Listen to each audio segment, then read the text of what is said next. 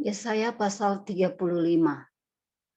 Padang gurun dan padang kering akan bergirang, padang belantara akan bersorak-sorak dan berbunga.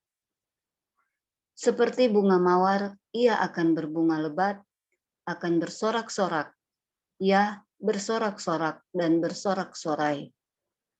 Kemuliaan Libanon akan diberikan kepadanya, semarak Karmel dan Saron. Mereka itu akan melihat kemuliaan Tuhan, semarak Allah kita. Kuatkanlah tangan yang lemah lesu dan teguhkanlah lutut yang goyah.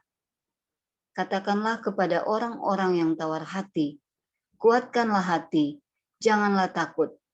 Lihatlah, Allahmu akan datang dengan pembalasan dan dengan ganjaran Allah. Ia sendiri datang menyelamatkan kamu. Pada waktu itu, mata orang-orang buta akan dicelikan dan telinga orang-orang tuli akan dibuka.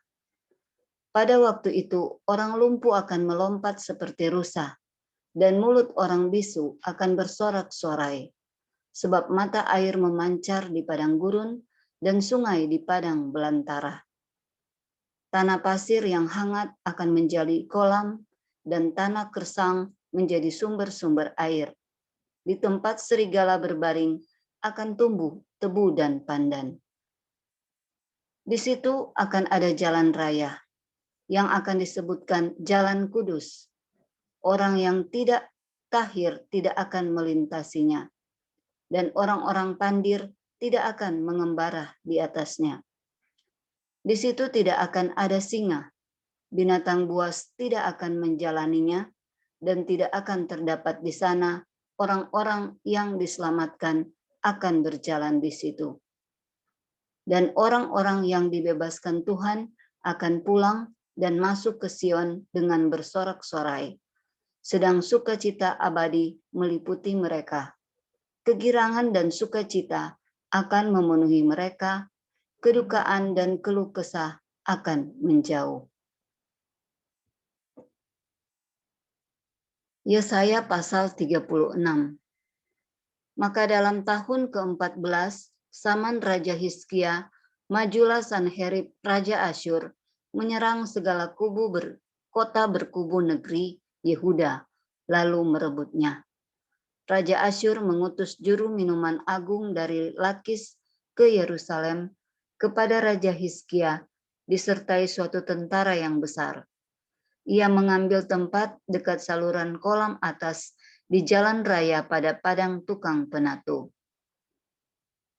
Keluarlah mendapatkan dia Eliakim bin Hilkiah, kepala istana, dan Sebna, panitera negara, serta Yoah bin Asaf, bendahara negara. Lalu berkatalah juru minuman agung kepada mereka, baiklah, katakan kepada Hizkia, beginilah kata Raja Agung, Raja Asyur, kepercayaan macam apakah yang kau pegang ini? Kau kira bahwa hanya ucapan bibir saja dapat merupakan rencana dan kekuatan untuk perang? Sekarang kepada siapa engkau berharap? Maka engkau memberontak terhadap aku? Sesungguhnya engkau berharap kepada tongkat bambu yang patah terkulai itu, yaitu Mesir, yang akan menusuk dan menembus tangan orang yang bertopang kepadanya. Begitulah keadaan Firaun, Raja Mesir, bagi semua orang yang berharap kepadanya. Dan apabila engkau berkata kepadaku, kami berharap kepada Tuhan Allah kami, bukankah dia itu yang bukit-bukit pengorbanannya dan mesbah-mesbahnya telah dijauhkan oleh Hizkia, sambil berkata kepada Yehuda dan Yerusalem, di depan mesbah inilah kamu harus sujud menyembah. Maka sekarang baiklah bertaruh dengan tuanku Raja Asyur. Aku akan memberikan 2.000 ekor kuda kepadamu jika engkau sanggup memberikan dari pihakmu orang-orang yang mengendarainya. Bagaimanakah mungkin engkau memukul mundur satu orang perwira tuanku yang paling kecil? Padahal engkau berharap kepada Mesir dalam hal kereta dan orang-orang berkuda. Sekarang pun adakah di luar kehendak Tuhan aku maju melawan negeri ini untuk memusnahkannya, Tuhan telah berfirman kepadaku, majulah menyerang negeri itu dan musnahkanlah itu. Lalu berkatalah Elyakim, Sebna, dan Yoah kepada juru minuman agung, silakan berbicara dalam bahasa Aram kepada hamba-hambamu ini, sebab kami mengerti. Tetapi janganlah berbicara dengan kami dalam bahasa Yehuda, sambil didengar oleh rakyat yang ada di atas tembok. Tetapi juru minuman agung berkata, adakah tuanku mengutus aku untuk mengucapkan perkataan-perkataan ini hanya kepada tuanku dan kepadamu saja? Bukankah juga kepada orang-orang yang duduk di atas tembok, yang memakan tahinya dan meminum air kencingnya bersama-sama dengan kamu? Kemudian berdirilah juru minuman agung dan berserulah ia dengan suara nyaring dalam bahasa Yehuda. Ia berkata, dengarlah perkataan Raja Agung, Raja Asyur. Beginilah kata Raja, janganlah Hizkia memperdayakan kamu, sebab ia tidak sanggup melepaskan kamu. Janganlah Hizkia mengajak kamu berharap kepada Tuhan dengan mengatakan, tentulah Allah Tuhan akan melepaskan kita. Kota ini tidak akan diserahkan ke dalam tangan Raja Asyur. Janganlah dengarkan Hizkia, sebab beginilah kata Raja Asyur. Adakanlah perjanjian penyerahan dengan aku dan datanglah keluar kepadaku. Maka setiap orang daripadamu akan makan dari pohon anggurnya dan dari pohon arahnya serta minum dari sumurnya. Sampai aku datang dan membawa kamu ke suatu negeri seperti negerimu, suatu negeri yang bergandum dan berair anggur, suatu negeri yang berroti dan berkebun anggur. Jangan sampai Hizkia membujuk kamu dengan mengatakan, Tuhan akan melepaskan kita. Apakah pernah para Allah bangsa-bangsa melepaskan negerinya masing-masing dari tangan Raja Asyur? Di manakah para Allah negeri Hamat dan Arpad? Di manakah para Allah negeri Sefarwaim? Apakah mereka telah melepaskan Samaria dari tanganku? Siapakah di antara semua Allah negeri-negeri ini yang telah melepaskan negeri mereka dari tanganku, sehingga Tuhan sanggup melepaskan Yerusalem dari tanganku? Tetapi orang berdiam diri dan tidak menjawab dia sepatah kata pun, sebab ada perintah raja bunyinya, jangan kamu menjawab dia. Kemudian pergilah Elyakim bin Hilkia, kepala istana, dan Sebna, panitra negara, dan Yoah bin Asap, bendahara negara, menghadap Hizkia dengan pakaian yang dikoyakan, lalu memberitahukan kepada raja perkataan juru minuman agung. Yesaya pasal 37. Segera sesudah Raja Hizkia mendengar itu, dikoyakkannyalah pakaiannya dan diselubunginyalah badannya dengan kain kabung. Lalu masuklah ia ke rumah Tuhan. Disuruhnyalah juga Elyakim, kepala istana, Sebna, panitra negara dan yang tua-tua di antara para imam, dengan berselubungkan kain kabung kepada Nabi Yesaya bin Amos. Berkatalah mereka kepadanya, beginilah kata Hizkia, hari ini hari kesesakan, hari hukuman dan penistaan, sebab sudah datang waktunya untuk melahirkan anak, tetapi tidak ada kekuatan untuk melahirkannya. Mungkin Tuhan Allahmu sudah mendengar perkataan juru minuman agung yang telah diutus oleh Raja Asyur, tuannya, untuk mencela Allah yang hidup, sehingga Tuhan Allahmu mau memberi hukuman karena perkataan-perkataan yang telah didengarnya. Maka baiklah engkau menaikkan doa untuk sisa yang masih tinggal ini. Ketika pegawai-pegawai Raja Hizkia sampai kepada Yesaya, berkatalah Yesaya kepada mereka, beginilah kamu katakan kepada tuanmu, beginilah firman Tuhan, janganlah engkau takut terhadap perkataan yang kau dengar, yang telah diucapkan oleh budak-budak Raja Asyur untuk menghujat aku. Sesungguhnya aku akan menyuruh suatu roh masuk di dalamnya, sehingga ia mendengar suatu kabar dan pulang ke negerinya. Aku akan membuat dia mati rebah oleh pedang di negerinya sendiri. Ketika juru minuman agung pulang, didapati nyala Raja Asyur berperang melawan Libna, sebab sudah didengarnya bahwa raja telah berangkat dari Lakis. Dalam pada itu raja mendengar tentang Tirhaka, Raja Ethiopia, berita yang demikian. Ia telah keluar berperang melawan engkau, dan ketika mendengar itu, disuruh nyala utusan kepada Hizkia dengan pesan, beginilah harus kamu katakan kepada Hizkia Raja Yehuda, janganlah Allahmu yang kau percayai itu memberdayakan engkau dengan menjanjikan Yerusalem tidak akan diserahkan ke tangan Raja Asyur.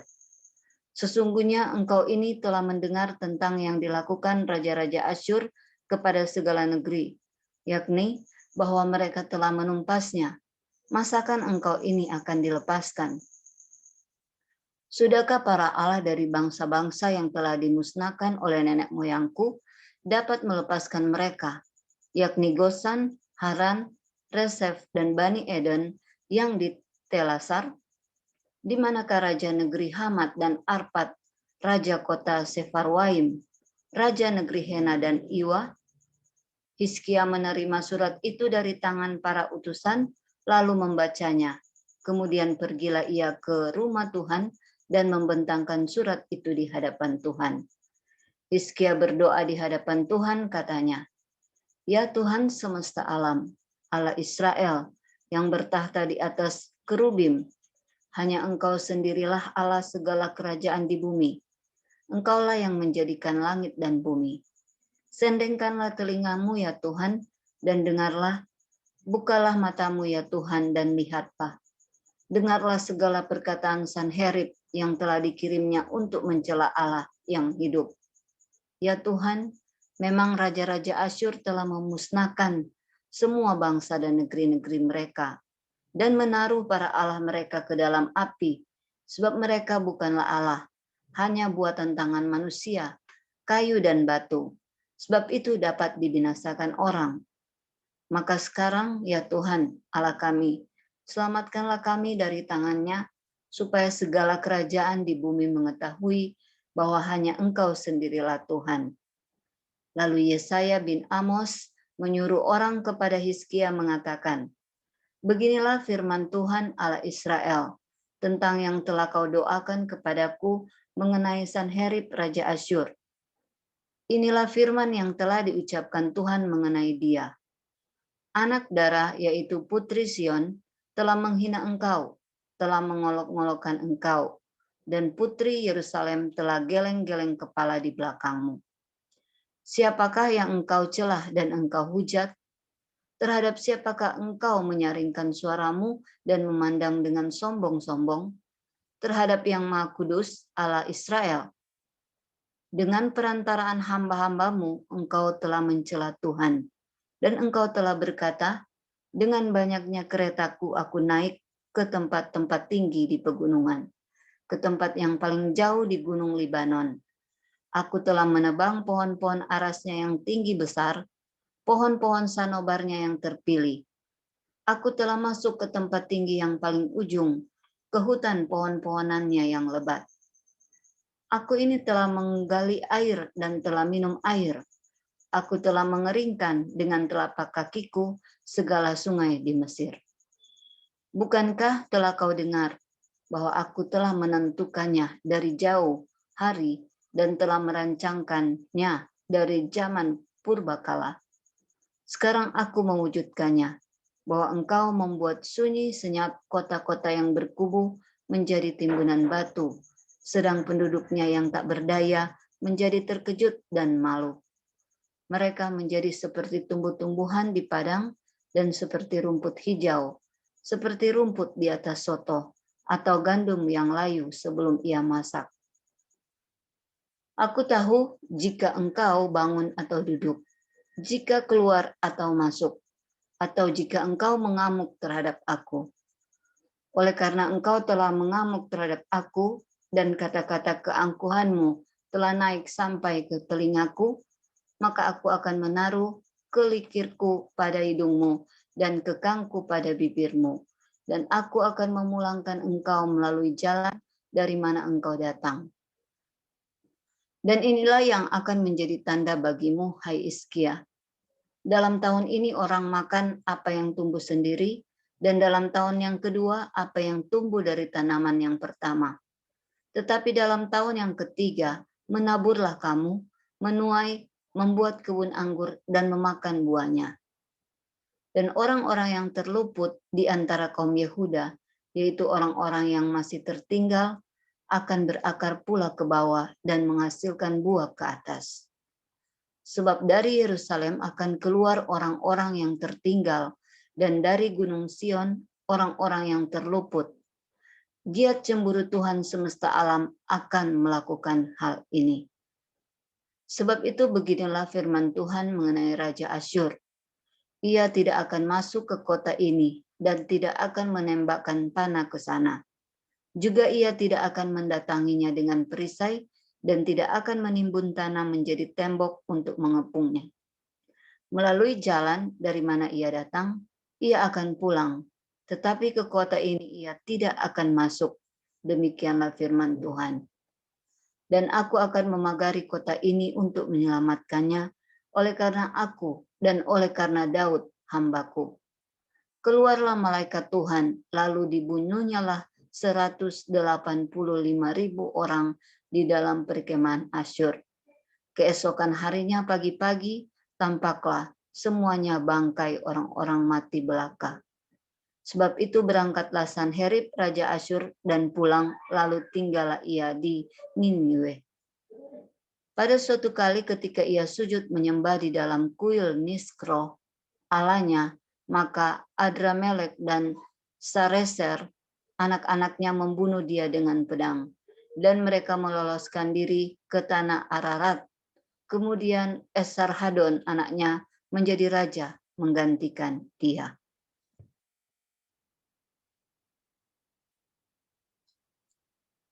Yesaya pasal 38.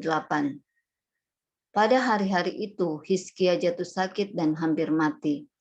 Lalu datanglah Nabi Yesaya bin Amos dan berkata kepadanya, "Beginilah firman Tuhan, sampaikanlah pesan terakhir kepada keluargamu, sebab engkau akan mati, tidak akan sembuh lagi." Lalu Hizkia memalingkan mukanya ke arah dinding dan ia berdoa kepada Tuhan. Ia berkata, "Ah Tuhan, ingatlah kiranya bahwa aku telah hidup di hadapan-Mu dengan setia dan dengan tulus hati, dan bahwa aku telah melakukan apa yang baik di mata-Mu." Kemudian menangislah Hizkia dengan sangat. Maka berfirmanlah Tuhan kepada Yesaya, "Pergilah dan katakanlah kepada Hizkia, beginilah firman Tuhan, Allah Daud, bapa leluhurmu. Telah kudengar doamu dan telah kulihat air matamu. Sesungguhnya aku akan memperpanjang hidupmu 15 tahun lagi. Dan aku akan melepaskan engkau dan kota ini dari tangan Raja Asyur, dan aku akan memagari kota ini. Inilah yang akan menjadi tanda bagimu dari Tuhan, bahwa Tuhan akan melakukan apa yang telah dijanjikannya. Sesungguhnya bayang-bayang pada penunjuk matahari buatan Ahaz akan kubuat mundur ke belakang 10 tapak yang telah dijalaninya. Maka pada penunjuk matahari itu, matahari pun mundurlah ke belakang 10 tapak dan jarak yang telah dijalaninya, dari jarak yang telah dijalaninya. Karangan Hizkia Raja Yehuda, sesudah ia sakit dan sembuh dari penyakitnya. Aku ini berkata, dalam pertengahan umurku aku harus pergi. Ke pintu gerbang dunia orang mati aku dipanggil untuk selebihnya dari hidupku. Aku berkata, aku tidak akan melihat Tuhan lagi di negeri orang-orang yang hidup. Aku tidak akan melihat seorang pun lagi di antara penduduk dunia. Pondok kediamanku dibongkar dan dibuka seperti kemah gembala. Seperti tukang tenun menggulung tenunannya, aku mengakhiri hidupku. Tuhan memutus nyawaku dari benang hidup. Dari siang sampai malam, Engkau membiarkan aku begitu saja. Aku berteriak, minta tolong sampai pagi. Seperti singa, demikianlah Tuhan menghancurkan segala tulang-tulangku. Dari siang sampai malam, Engkau membiarkan aku begitu saja. Seperti burung layang-layang, demikianlah aku menciap-ciap. Suaraku redup seperti suara merpati. Mataku habis menengadah ke atas. Ya Tuhan, pemerasan terjadi kepadaku. Jadilah jaminan bagiku. Apakah yang akan kukatakan dan kuucapkan kepada Tuhan? Bukankah Dia yang telah melakukannya? Aku sama sekali tidak dapat tidur karena pahit pedihnya perasaanku. Ya Tuhan, karena inilah hatiku mengharapkan Engkau. Tenangkanlah rohku, buatlah aku sehat, buatlah aku sembuh. Sesungguhnya penderitaan yang pahit menjadi keselamatan bagiku. Engkaulah yang mencegah jiwaku dari lubang kebinasaan. Sebab Engkau telah melemparkan segala dosaku jauh dari hadapan-Mu. Sebab dunia orang mati tidak dapat mengucap syukur kepadamu, dan maut tidak dapat memuji-muji Engkau. Orang-orang yang turun ke liang kubur tidak menanti-nanti akan kesetiaan-Mu. Tetapi hanyalah orang yang hidup, dialah yang mengucap syukur kepadamu. Seperti aku pada hari ini, seorang bapa memberitahukan kesetiaan-Mu kepada anak-anaknya. Tuhan telah datang menyelamatkan aku. Kami hendak main kecapi seumur hidup kami di rumah Tuhan. Kemudian berkatalah Yesaya, baiklah, diambil sebuah kue ara dan ditaruh pada bara itu supaya sembuh. Sebelum itu Hizkia telah berkata, apakah yang akan menjadi tanda bahwa aku akan pergi ke rumah Tuhan?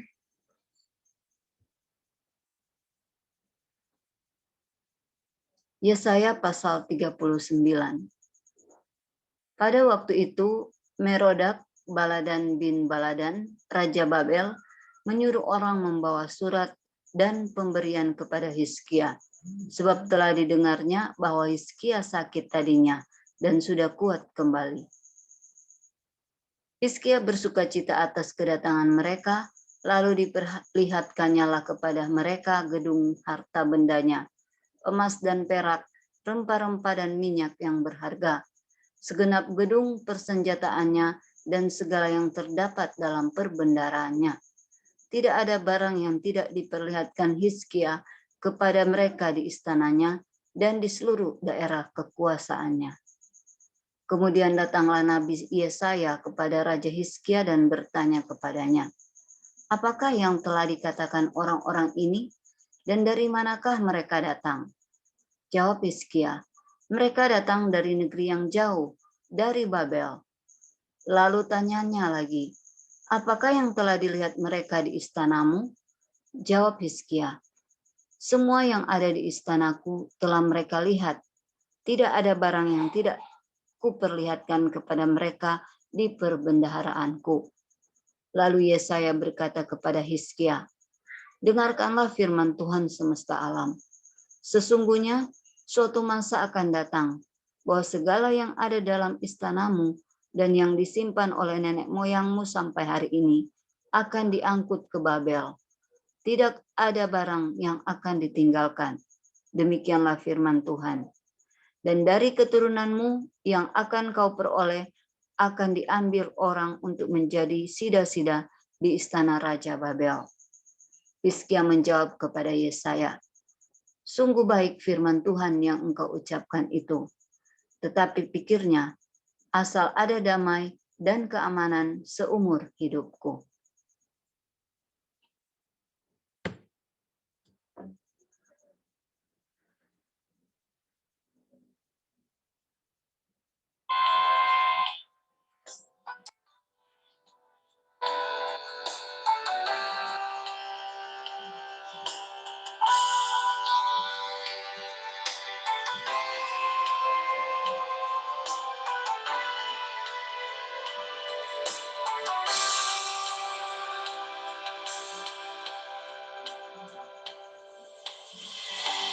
Banyak yang kau perbuat di dalam hidupku, rancangan indahmu terjadi di hidupku. Bapa yang mengerti segala yang ku perlu.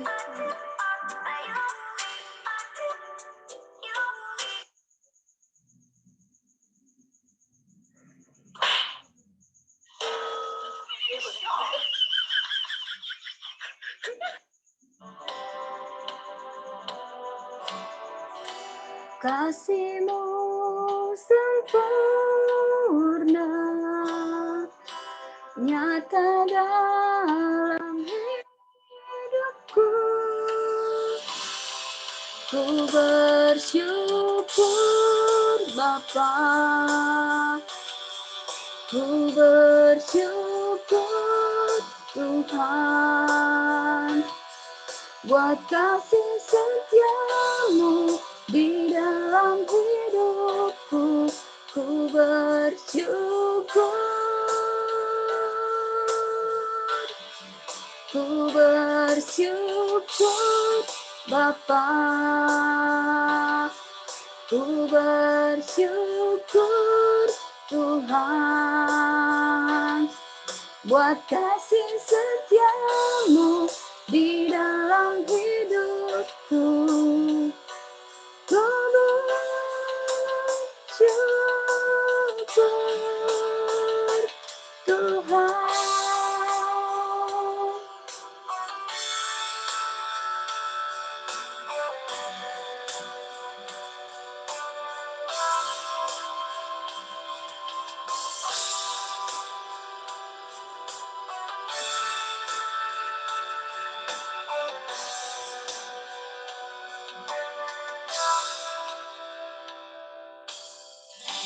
Banyak yang kau perbuat di dalam hidupku, rancangan indahmu terjadi di hidupku. Bapa yang mengerti segala yang ku perlu, kasih-Mu sempurna, nyata dalam hidupku. Ku bersyukur Bapa, ku bersyukur Tuhan, buat kasih setiamu di dalam hidupku. Ku bersyukur,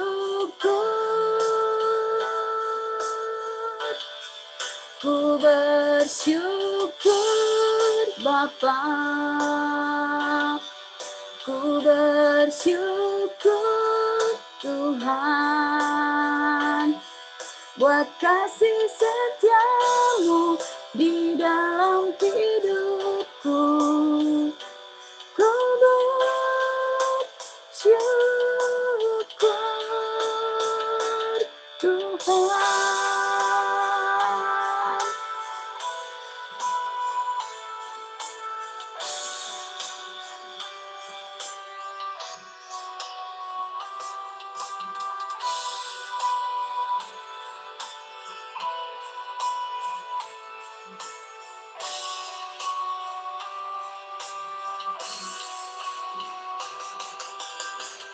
Tak ada lembah gelap yang tak kulewati tanpa hadir-Mu. Hatiku takkan gentar, sebab ku tahu tangan-Mu yang menolong.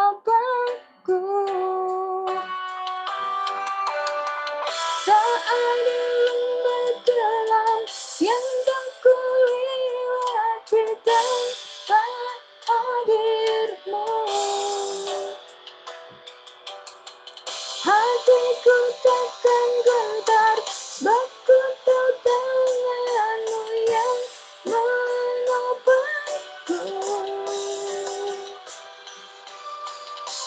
Kaulah Yesus, Kaulah Tuhan, hanya Kau ku percaya. Kaulah Yesus, Kaulah Tuhan, harapan hidupku. Ku bersyukur Bapa, ku bersyukur Tuhan, buat kasih setiamu di dalam hidupku. Ku bersyukur, ku bersyukur Bapa, ku bersyukur Tuhan, buat kasih setiamu di dalam hidupku. Ku bersyukur, ku bersyukur Bapa, ku bersyukur Tuhan, buat kasih setiamu di dalam hidupku. Ku bersyukur,